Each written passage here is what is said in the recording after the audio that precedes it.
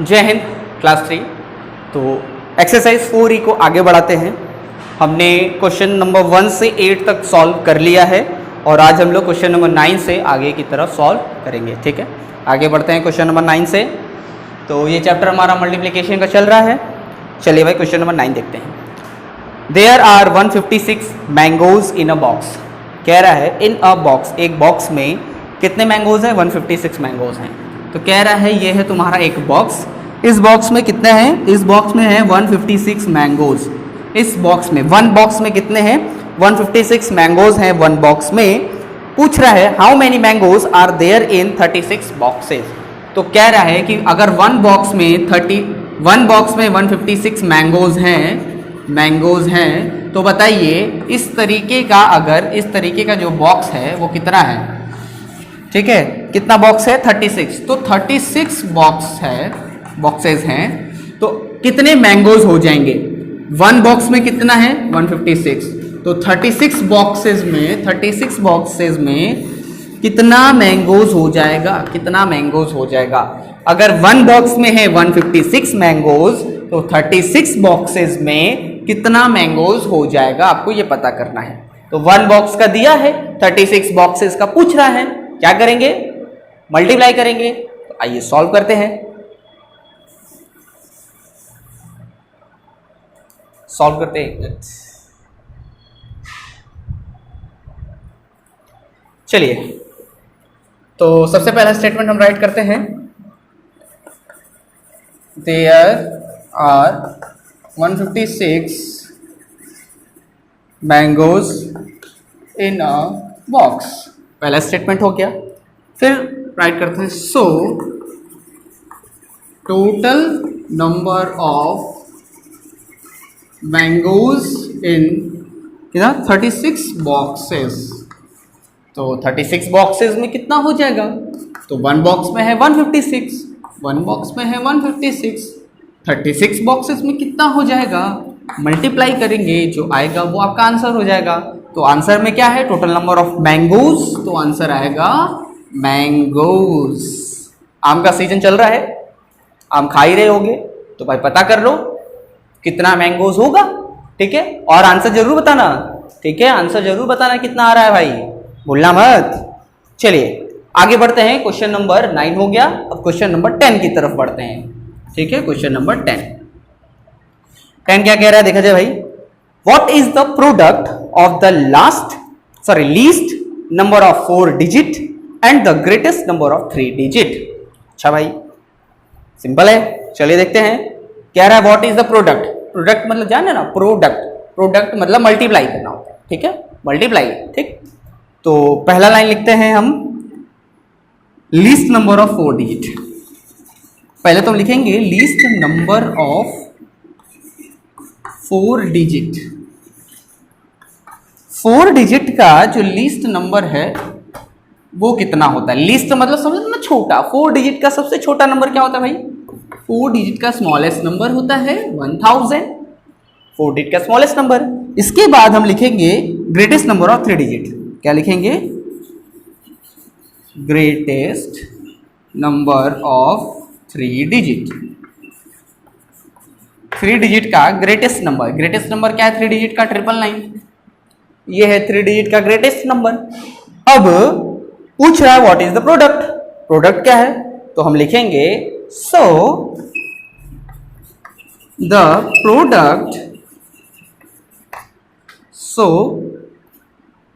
Product equal to, product जो है वो क्या आएगा हमारा? 1000 मल्टीप्लाइड बाई 999। 1000 multiplied by 999। बस मल्टीप्लाई कर दीजिए।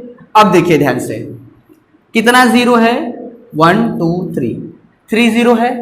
ठीक, यहाँ पे क्या है? यहाँ पे है 1। क्या है भाई? 1। क्या है? 1। अब ये 1 का मल्टीप्लाई अगर इसके साथ करोगे 999 है तो 1 इंटू 999 क्या आएगा? वही आएगा, 999 आएगा। तो आप क्या करेंगे? 999 राइट कर दिया। कितना जीरो है? 1 2 3 जीरो है, 3 जीरो और राइट कर दिया। ये हो गया तुम्हारा आंसर। ठीक है, ये हो गया तुम्हारा आंसर। तो क्या प्रोडक्ट आया? ये प्रोडक्ट आया, यही हो गया आपका आंसर। क्लियर? क्लियर है? समझ में आ रहा है? समझ में आ रहा है ना? 4 डिजिट का लीस्ट नंबर, 3 डिजिट का ग्रेटेस्ट नंबर, प्रोडक्ट कर दीजिए इनका, तो प्रोडक्ट कर दिया और आंसर हमारा आ गया। आगे बढ़ते हैं, question number 11। What is the product of the greatest number of 3 digit and 2 to 6? अच्छा भाई, प्रोडक्ट समझी गए हो? प्रोडक्ट मतलब होता है मल्टीप्लाई। तो कह रहा है प्रोडक्ट फाइंड करिए किसका? ग्रेटेस्ट नंबर ऑफ 3 डिजिट, यानी 3 डिजिट का ग्रेटेस्ट नंबर के साथ मल्टीप्लाई करिए 226 226 को। 3 डिजिट का ग्रेटेस्ट नंबर 226 मल्टीप्लाई करा दीजिए, बूम, और पता करिए कि कितना आंसर आ रहा है। क्लियर है? तो चलिए सॉल्व करते हैं। इरेज कर दिया जाए इसको।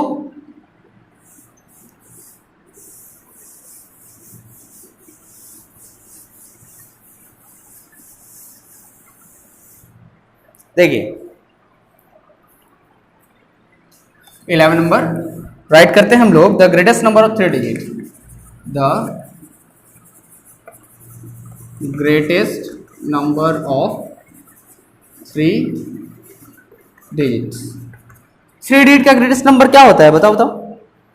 अभी हमने पढ़ा ना 3 डिजिट ग्रेटेस्ट 999। ठीक है, 999 हो गया। अब कह रहा है प्रोडक्ट फाइंड करना है। गिवन नंबर क्या है? 226। गिवन नंबर इक्वल टू क्या नंबर दिया हुआ है? 226। अब देखो ये जो गिवन नंबर है 226, ये और जो 3 डिजिट का ग्रेटेस्ट नंबर आया है 999, इन दोनों का ही क्या कराना है? प्रोडक्ट कराना है। इन दोनों को ही मल्टीप्लाई कराना है। तो लिखते हैं so the product equal to, product क्या आएगा हमारा? तो 999 मल्टीप्लाई बाई 226। अब आप इसको मल्टीप्लाई करिए, इसको मल्टीप्लाई करिए भाई। 3/3 डिजिट का मल्टीप्लिकेशन है। एक बार 6 के टेबल से करेंगे, फिर 2 के टेबल से, फिर 2 के टेबल से करेंगे। ठीक है, तो मल्टीप्लाई करके जो आएगा वो आंसर बताइएगा कितना आंसर आ रहा है। क्लियर है? मल्टीप्लाई करिएगा और आंसर बताइएगा कितना आंसर आ रहा है। बात समझ आ गया? मल्टीप्लाई करके बताइएगा कितना आंसर आ रहा है। बढ़ते हैं अगले क्वेश्चन की तरफ। Question number 12। A school has 24 sections. A school has 24 sections. कह रहा है ये स्कूल है, इसमें कितना सेक्शन है? 24 सेक्शन है। कितना सेक्शन है? 24 सेक्शंस हैं। 24 सेक्शंस है। In each section there are 48 student. कह रहा है एक सेक्शन में कितने हैं? 48 स्टूडेंट हैं। एक सेक्शन में कितने हैं? 48 स्टूडेंट हैं।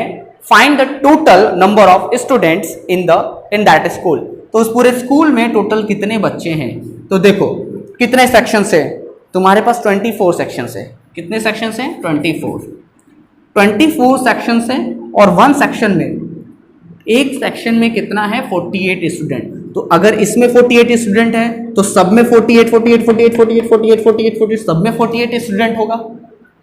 अगर एक सेक्शन में 48 स्टूडेंट है, ठीक है, एक सेक्शन में 48 स्टूडेंट है तो सब में 48 स्टूडेंट होगा। हर क्लास में, हर सेक्शन में 48 स्टूडेंट होगा। तो हमारे पास कितना क्लास है, मतलब कितना सेक्शन है? 24 सेक्शन है। वन सेक्शन का दिया है 48, वन सेक्शन का दिया है टोटल है 24। ठीक है, तो क्या करेंगे? मल्टीप्लाई, इन दोनों का मल्टीप्लाई। वन सेक्शन का दिया है, 24 का पूछ रहा है, तो हम क्या करेंगे? मल्टीप्लाई। क्लियर? तो आइए सॉल्व करते हैं। स्टेटमेंट लिखेंगे सबसे पहले क्या? अ school has 24 sections. School has 24 sections. 24 sections, ठीक। फिर लिखेंगे इन each section, in each section there are 48 students। 48 students, there are 48 student. कितने स्टूडेंट्स हैं? 48 स्टूडेंट्स हैं। Find total number of student in that school. तो उस स्कूल में टोटल कितने नंबर ऑफ स्टूडेंट हैं? ठीक है, सो क्या पूछा? So the total number of student, so the total number of students in that school, in that school, उस स्कूल में टोटल कितने स्टूडेंट्स हैं, तो क्या करेंगे, 24 सेक्शंस है आपके पास, 24 सेक्शंस हैं, वन सेक्शन में कितने स्टूडेंट हैं, 48 स्टूडेंट हैं, मल्टीप्लाई कर दीजिए। अब मल्टीप्लाई करेंगे, जो आएगा वो आंसर हमें बताइए कितना आंसर आ रहा है, और ये हो जाएगा स्टूडेंट्स, क्या हो जाएगा, स्टूडेंट्स, ठीक। मल्टीप्लाई करके बताइए कितना आंसर आ रहा है, जो आएगा वही आपका क्या हो जाएगा, स्टूडेंट्स। मल्टीप्लाई करिए फट से, तुरंत मल्टीप्लाई करके बताइए, 8 का टेबल पढ़िए, फिर 4 का टेबल पढ़िए, इसके बाद लास्ट में प्लस करिए, फट से बताइए कि टोटल कितने स्टूडेंट्स आ रहे हैं। क्लियर है? आगे बढ़ते हैं क्वेश्चन नंबर 13 की तरफ। 13 क्या कह रहा है, the cost of 1 gram of gold is ₹444। Cost of 1 gram of gold, कह रहा है कि 1 ग्राम गोल्ड का कॉस्ट दिया है 444, 1 ग्राम का दिया हुआ है, देखो 1 ग्राम का दिया हुआ है, और आपसे पूछ रहा है find the cost of 50 grams of gold. 50 grams of gold का पूछ रहा है, 1 ग्राम का दिया है और 50 ग्राम्स का पूछ रहा है।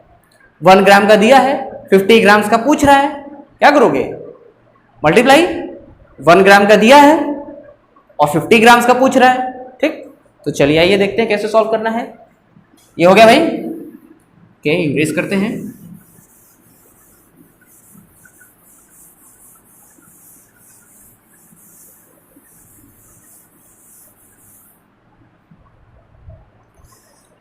तो राइट करते हैं, क्वेश्चन नंबर 13 है। सबसे पहला स्टेटमेंट, पहला line, the cost of 1 gram of gold equal to ₹444। So the cost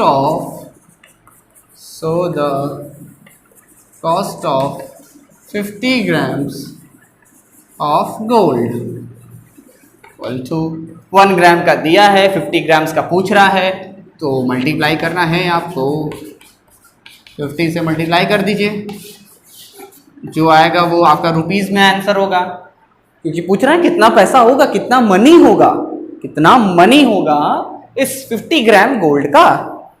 आगे बढ़ते हैं, आगे क्या है, 14, the cost of 1 gram of silver is ₹23। 1 gram silver का जो है कॉस्ट 23 रुपीज है, और 30 ग्राम का पूछ रहा है, 1 ग्राम का दिया है, 30 ग्राम्स का पूछ रहा है। करना यही चीज है, सेम जैसा हमने 13 में किया वैसे ही 14 में है, तो हम लिखेंगे क्या, the cost of 1 gram of silver, silver का, तो सिल्वर का क्या है भाई, सिल्वर का है आपके पास ₹23 रुपीज का है ये, और फाइंड करते हैं। So the cost of 30 grams of silver, 30 grams of silver, तो 23 रुपीज का जो है, 23 रुपीज का 1 ग्राम है, तो 30 ग्राम्स कितने रुपीज का हो जाएगा, इसमें 30 का मल्टीप्लाई कर देते हैं। अब देखिए जो आएगा वो आंसर रुपीज में होगा, तो आपको मल्टीप्लाई करके हमें बताना है। मुझे आप बताएंगे कि कितना आंसर आ रहा है, बता दे रहे हैं आप, कमेंट में करके जरूर बताएंगे कि आपका कितना आंसर आ रहा है। बात समझ में आया, ठीक है, और चेक करेंगे कि सही है कि नहीं, तो बताइएगा जरूर, बता दे रहे हैं, सॉल्व करिएगा और बताइएगा कितना आंसर आ रहा है आपका। ओके, आगे बढ़ते हैं क्वेश्चन नंबर 15 की तरफ, और ये हमारा लास्ट क्वेश्चन है इस एक्सरसाइज 4E का। ओके, चलिए भाई देखते हैं क्वेश्चन 15 क्या है। A plough can cultivate 15 kathas of land, 15 kathas of land in a day. How many kathas of land it can cultivate in 365 days? अच्छा भाई, देखो क्वेश्चन क्या है, क्वेश्चन कह रहा है a plough can cultivate, प्लफ मतलब होता है जोतना, जैसे होता है ना मिट्टी को उखाड़ के नीचे की मिट्टी ऊपर करना, ठीक है, खनते जैसे नहीं है, खन के ऊपर कर देना, ठीक है, मिट्टी खने और खन के ऊपर कर दिया, ठीक है, उसी को प्लफिंग कहते हैं। तो अ प्लफ कैन कल्टीवेट 15 खथास of land in a day, ठीक है, कह रहा है एक दिन में, वन डे में कितना जो जमीन है वो प्लफ कर दे रहे हैं लोग, कितना कल्टीवेट कर रहे हैं, तो 15 कथास। 15 कथास जो है वो 1 डे में 15 कथास लैंड जमीन को क्या कर दे रहे हैं, कल्टीवेट कर रहे हैं। 1 डे में 15 कथास लैंड को कल्टीवेट कर रहे हैं, याद रखिए 1 डे में 15 कथास लैंड को कल्टीवेट कर रहे हैं। और पूछ रहा है how many kathas of land it can cultivate in 365 days. तो 1 डे का दिया है और पूछ रहा है 365 डेज का। 1 डे का दिया है 15 कथास, 1 डे में 15 कथास लैंड को कल्टीवेट कर रहा है और आपसे पूछ रहा है 365 डेज। 365 डेज समझ रहे हो क्या होता है, 365 डेज मतलब 1 ईयर। 365 डेज मतलब 1 ईयर, ठीक है। जैसे 1 मंथ मतलब 30 डेज, वैसे ही 365 डेज का मतलब 1 ईयर हो गया। तो 365 डेज का पूछ रहा है, तो 1 डे का दिया है, 365 डेज का पूछ रहा है, तो क्या करेंगे, मल्टीप्लाई कर देंगे, ठीक। तो आइए देखते हैं कैसे सॉल्व करना है।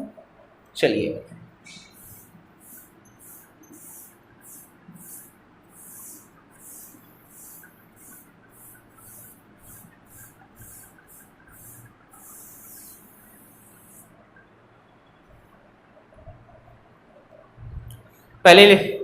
पहली line plus can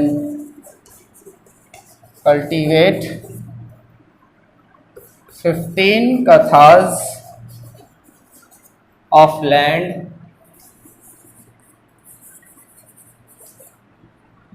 in a day. एक दिन में 15 कथास हो गया। सो